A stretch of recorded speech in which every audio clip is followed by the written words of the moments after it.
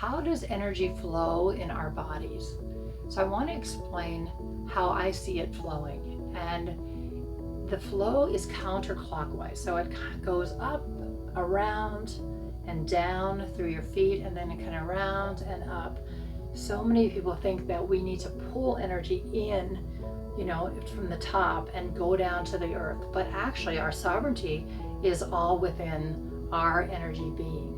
And so the flow is flowing all around. And if we're having in fear flight mode, then it's usually being reversed. So then you're in reversal mode where it's going clockwise. But counterclockwise is actually the divine flow.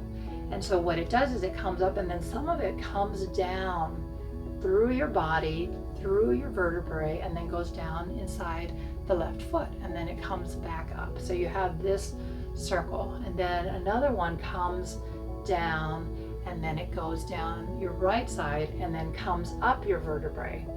And I believe that we have this beautiful divine port that's near your heart. And so all that flow then gets to collect that energy. If you need more energy of divine energy, then it gets and pulls it into itself, into the flow. And then you are always then sending the energy from those flows into where it's needed in the body.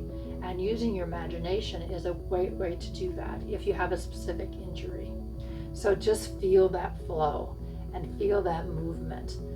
And that is the movement of life.